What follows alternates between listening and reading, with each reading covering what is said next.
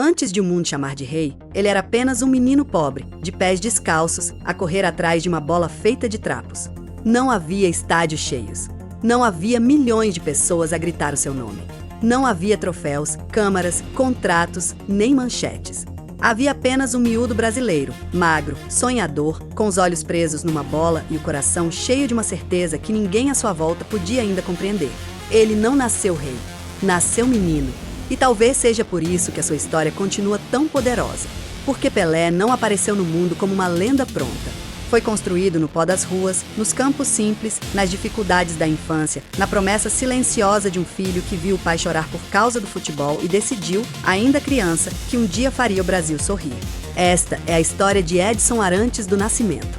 O menino que aprendeu a transformar pobreza em talento, a dor em disciplina, a bola em destino e o próprio nome em eternidade. Pelé nasceu no dia 23 de outubro de 1940, em Três Corações, no estado de Minas Gerais, no Brasil. Filho de João Ramos do Nascimento, conhecido como Dom Dinho, e de Celeste Arantes, cresceu numa família humilde, onde o dinheiro era curto, mas os sonhos pareciam sempre maiores do que a casa. O pai também tinha sido jogador de futebol. Não alcançou a glória mundial, mas passou ao filho algo mais importante do que fama. Passou paixão.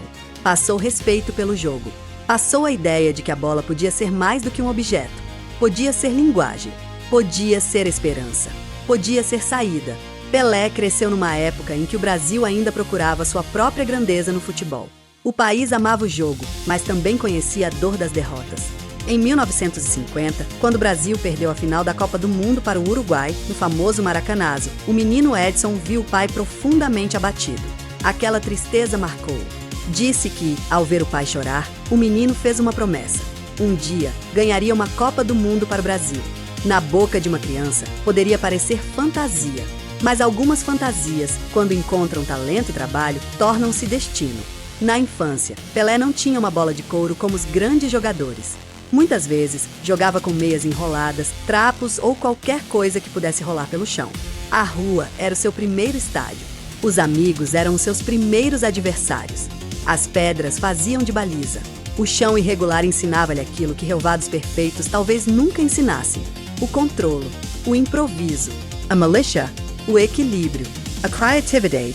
Ali, sem luxo e sem estrutura, nasceu uma das maiores inteligências futebolísticas da história. Ainda jovem, começou a chamar a atenção. A bola parecia obedecer-lhe de uma forma diferente. Havia jogadores rápidos. Havia jogadores fortes. Havia jogadores técnicos.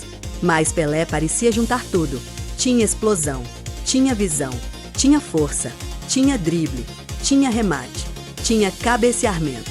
Tinha uma capacidade rara de aparecer no sítio certo antes de todos entenderem o que estava prestes a acontecer. Era como se o jogo corresse primeiro dentro da cabeça dele, e só depois chegasse aos pés dos outros. Aos 15 anos, Pelé chegou ao Santos Futebol Clube. Ainda era adolescente. Ainda tinha corpo de menino, mas o talento era impossível de esconder. No Santos, começou a crescer rapidamente.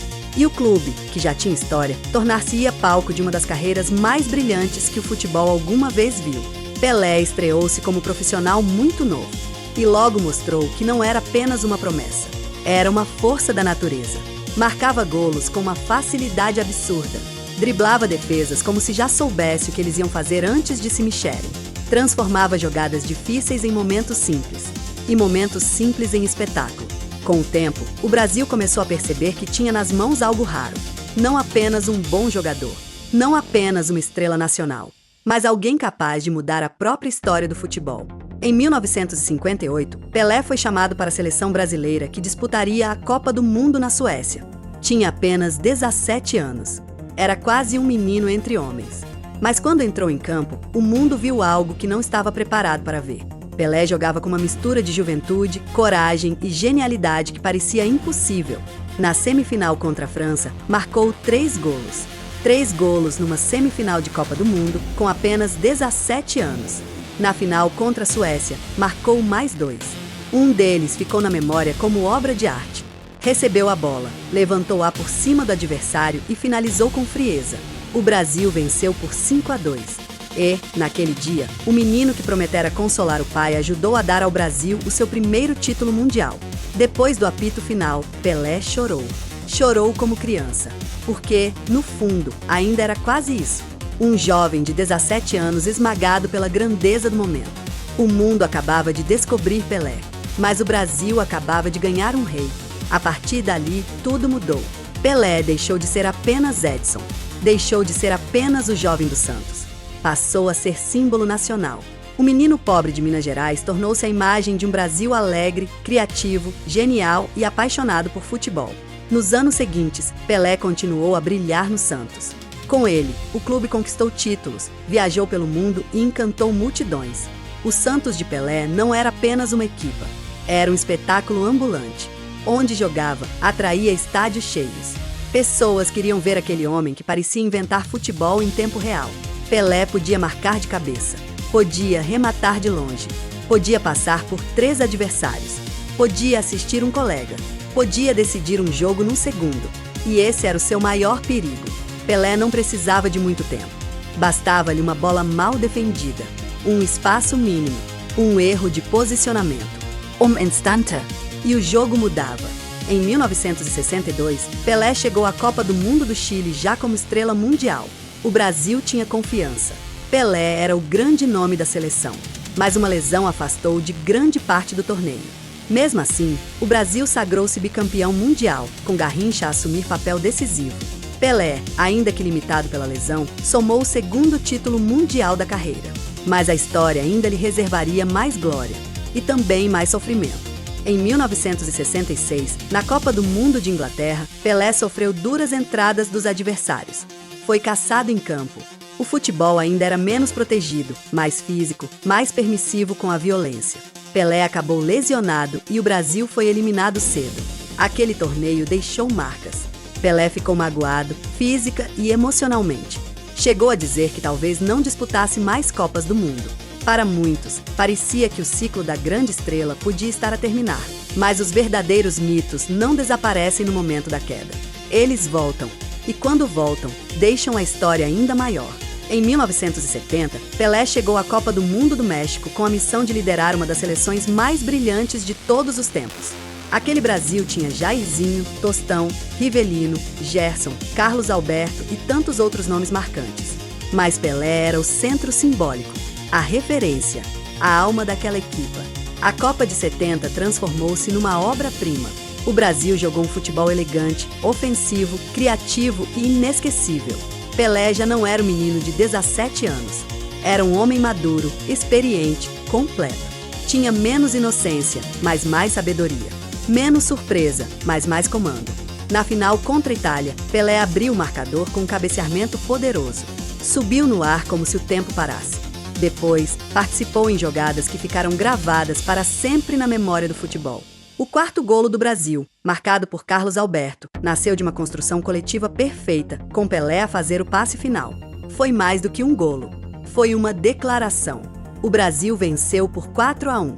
Pelé conquistou a sua 3ª Copa do Mundo. Até hoje, é o único jogador da história a vencer 3 mundiais como atleta. Naquele momento, o rei já não era apenas brasileiro. Era mundial. Pelé tornou-se uma figura global. Era reconhecido em países onde muita gente nem sequer acompanhava futebol de perto. O seu sorriso, a camisola amarela, o número 10 e a forma como tratava a bola transformaram-se em símbolos universais. Ele ajudou a fazer do futebol uma linguagem planetária.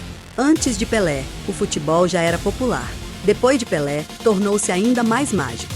Mas nenhuma vida de grandeza é feita apenas de aplausos. Por trás da lenda, havia um homem.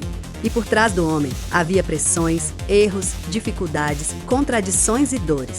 Pelé carregou durante décadas o peso de ser Pelé. Não era apenas esperado que jogasse bem. Era esperado que fosse exemplo. Embaixador, símbolo, herói, sorriso nacional, patrimônio vivo. E isso tem um preço. A vida pessoal de Pelé também teve momentos complexos. Casamentos, filhos, relações familiares, críticas públicas e decisões que nem sempre foram bem recebidas. Como todos os grandes nomes, Pelé foi amado, admirado, questionado e julgado. Mas mesmo seus críticos raramente conseguiram negar a dimensão do jogador. Dentro de campo, Pelé pertence a uma categoria quase impossível de repetir. A sua carreira no Santos foi gigantesca. Os seus números impressionam. Os seus golos atravessaram gerações. As suas jogadas continuam a ser vistas, repetidas, analisadas e celebradas. Mais tarde, Pelé também jogou nos Estados Unidos pelo New York Cosmos. A sua presença ajudou a divulgar o futebol num país onde o desporto ainda lutava por espaço. Mesmo já longe do auge físico, Pelé arrastava multidões, porque as pessoas não iam apenas ver um jogo, iam ver uma lenda viva. Após deixar os relvados, Pelé continuou a ser uma das figuras mais reconhecidas do planeta. Tornou-se embaixador do futebol, participou em campanhas, foi homenageado por governos, clubes, entidades desportivas e fãs de todas as idades. O nome Pelé deixou de pertencer apenas ao homem, passou a representar excelência. Quando alguém dizia o Pelé de alguma coisa, queria dizer o melhor, o mais brilhante, o incomparável. Poucos seres humanos conseguem transformar o próprio nome numa medida de grandeza. Pelé conseguiu. Nos últimos anos de vida, a saúde do rei começou a fragilizar-se. O corpo, que durante décadas encantou multidões, já não respondia como antes. Mas a lenda continuava inteira. Mesmo doente, Pelé era tratado como patrimônio emocional do Brasil e do mundo. Cada notícia sobre a sua saúde provocava preocupação. Cada homenagem parecia uma tentativa de agradecer enquanto ainda havia tempo. Pelé morreu no dia 29 de dezembro de 2022, em São Paulo, aos 82 anos. A notícia atravessou o mundo. O futebol parou. O Brasil chorou. Clubes, jogadores, governantes, artistas e milhões de fãs prestaram homenagem. Não era apenas a morte de um ex-jogador. Era o fim físico de uma era. Mas há pessoas que não desaparecem quando partem. Pelé ficou nos estádios, nas camisolas amarelas, nos vídeos antigos, nas conversas de avós com netos, nos debates sobre o maior de todos os tempos, nos meninos que chutam uma bola na rua e sonham mudar de vida. Ficou no número 10. Ficou no Brasil de 1958, no México de 1970, no Santos, no Maracanã, na memória de quem o viu jogar e até na imaginação de quem nasceu tarde demais para o ver ao vivo. Pelé foi mais do que golos, foi mais do que títulos, foi mais do que estatísticas. Pelé foi a prova de que o talento, quando encontra coragem, pode atravessar fronteiras, línguas e gerações. O menino que começou com uma bola improvisada tornou-se o rei do futebol. E talvez seja essa beleza maior da sua história. Ele saiu da simplicidade e chegou ao mundo inteiro. Saiu da rua e entrou na eternidade. Saiu do anonimato e tornou-se um nome que todos conhecem. Edson Arantes do Nascimento morreu, mas Pelé ficou, porque reis também partem. Mas alguns reinados nunca acabam. E no arquivo dos imortais, a sua história continua viva. Não apenas como memória de um jogador genial, mas como a lembrança de um menino que fez uma promessa ao pai. E depois fez o mundo inteiro acreditar que, com uma bola nos pés, até o impossível podia ser driblado.